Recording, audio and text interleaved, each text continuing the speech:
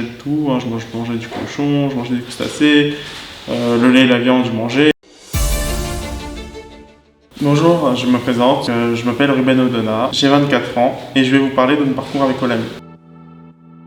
Moi je suis pas né dans une famille religieuse de base. Du coup mon père lui ne faisait pas Shabbat, ne connaissait pas de loi de cache-croûte, enfin il avait rien de tout ça, donc j'ai pas été éduqué dans tout ça. Je mangeais de tout, hein. Je mangeais du cochon, je mangeais des crustacés, le lait et la viande je mangeais. J'ai pas baigné dans tout ça, mis à part le fait que j'ai fait quand même une année à l'école Schneor au CP. Donc j'avais quelques petites notions, quelques petites bases, mais j'étais trop jeune pour m'en rendre compte. La vérité, c'est que le journalisme, c'était pas quelque chose qui m'intéressait plus que ça.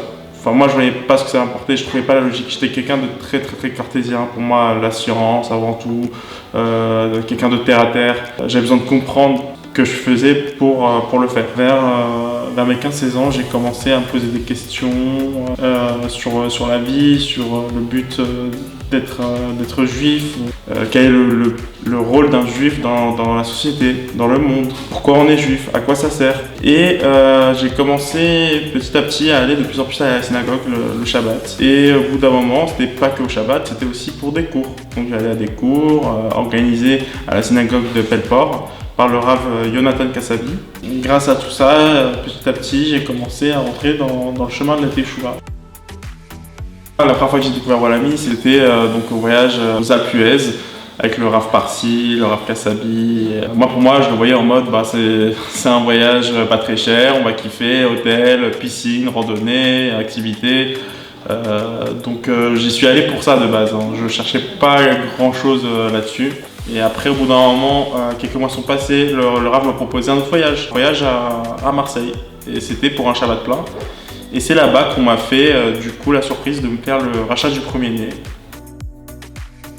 Le rachat du premier-né, c'est le fait de racheter le premier-né, mais du coup le premier-né homme. À l'époque du temple, on devait racheter le premier-né au Kohen, sinon s'il n'était pas racheté, il était obligé de vivre pour le Kohen et de travailler pour le Kohen.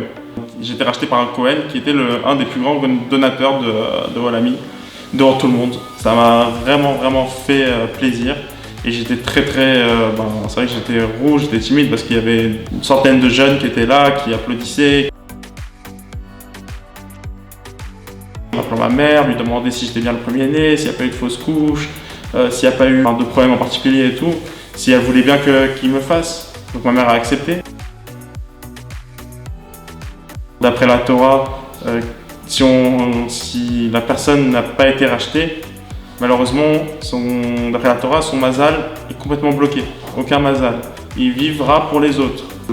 J'arrivais pas à me retrouver dans ma vie. Je savais qu'il manquait quelque chose. Et à partir du moment où on a fait le rachat du premier-né, j'ai plus eu ce manque. Et bien au contraire, j'avais envie de m'intéresser plus à la Torah, au mitzvot et au judaïsme. La yeshiva, donc ça me faisait un petit moment que ça me trottait en tête, que je voulais essayer.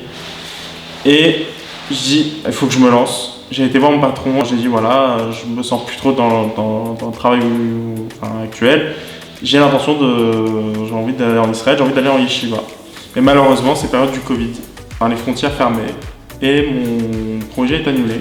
Quand les frontières ont réouvert, j'ai vraiment commencé à être heureux de pouvoir me dire que je vais aller en Israël à la yeshiva. Et en plus, c'était la première fois que j'allais en Israël.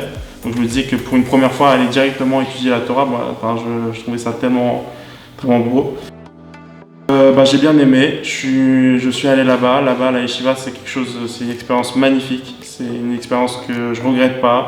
J'ai dû arrêter la yeshiva parce que j'avais besoin comme tout le monde, de travailler. Je conseille à tous les juifs, au moins une fois dans leur vie, d'aller essayer la yeshiva. Même une semaine, un mois, juste essayer, je vous promets que vous ne regretterez pas. Et franchement, je tiens vraiment à remercier tous ceux qui ont participé, les donateurs, le staff, et aussi en particulier le Rav Yonatan Kassabi qui, grâce à lui, j'ai pu avoir cette expérience incroyable dans ma vie. Vraiment, pour moi, c'est un très beau souvenir. Et c'est sans doute grâce à Olami que vraiment je tiens à faire de Shabbat un Shabbat de qualité. C'est vraiment grâce à Olamide que j'ai pu aussi me rendre compte de l'importance du Shabbat et du bonheur que ça pouvait me procurer.